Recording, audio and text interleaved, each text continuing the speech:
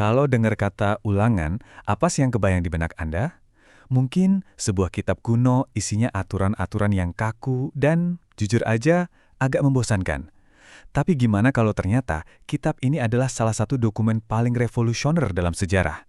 Sebuah wasiat terakhir yang penuh api semangat, sebuah kontrak ilahi, dan cetak biru untuk masyarakat yang adil?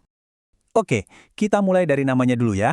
Kebanyakan dari kita kenal kitab ini sebagai ulangan, yang asalnya dari kata Yunani Deuteronomion. Secara harfiah artinya hukum kedua. Nah, disinilah misterinya dimulai. Nama yang kita kenal itu ternyata lahir dari sebuah kesalahan terjemahan kecil. Teks Ibrani aslinya nggak pernah bilang ini adalah hukum kedua, tapi sebuah salinan dari hukum. Kelihatannya sepele ya, tapi dampaknya wah besar sekali. Ini langsung membawa kita ke pertanyaan utamanya. Kalau ini bukan sekedar hukum kedua, lalu sebenarnya kitab ulangan itu isinya tentang apa? Dan yang lebih penting lagi, kenapa kita yang hidup di abad ke-21 ini perlu peduli? Untuk menjawabnya, kita perlu mundur sedikit ke konteksnya. Kita akan mulai lihat bagaimana sebuah nama yang keliru ternyata menyembunyikan sebuah misi yang luar biasa penting. Coba deh kita bayangin suasananya. Ini bukan di ruang sidang yang kaku dan dingin loh.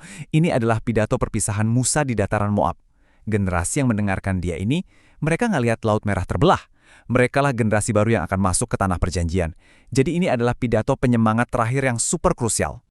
Nah, konteks yang dramatis ini langsung membawa kita ke penyingkapan besar yang pertama. Kitab Ulangan pada intinya bukanlah sekedar daftar hukum, melainkan sebuah perjanjian. Pergeseran cara pandang ini benar-benar mengubah segalanya.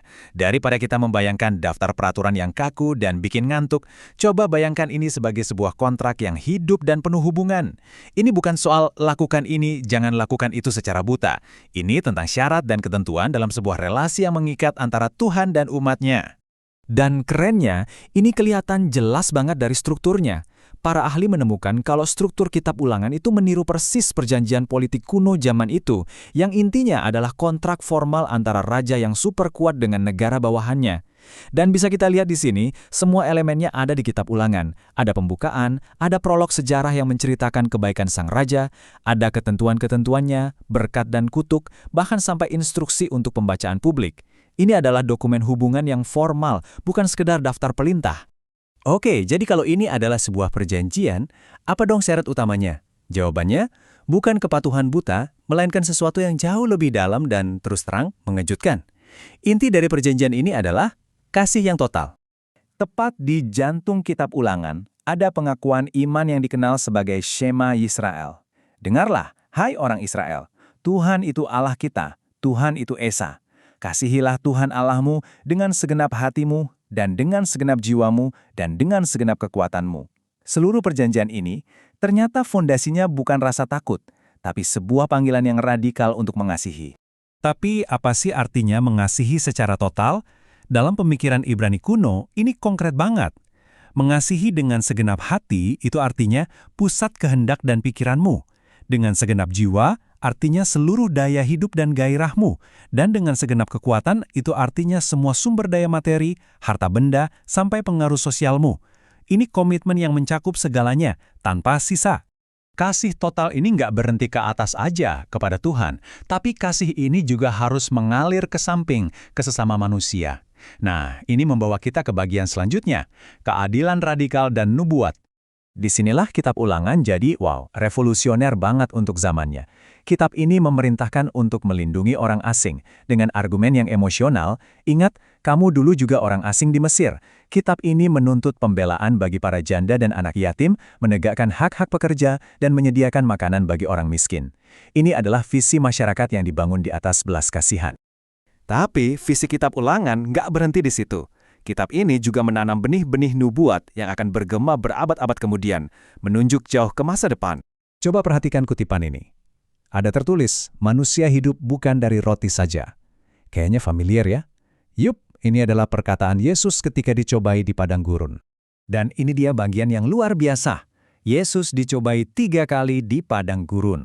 Dan ketiga jawabannya untuk melawan iblis diambil langsung dari, coba tebak, kitab ulangan.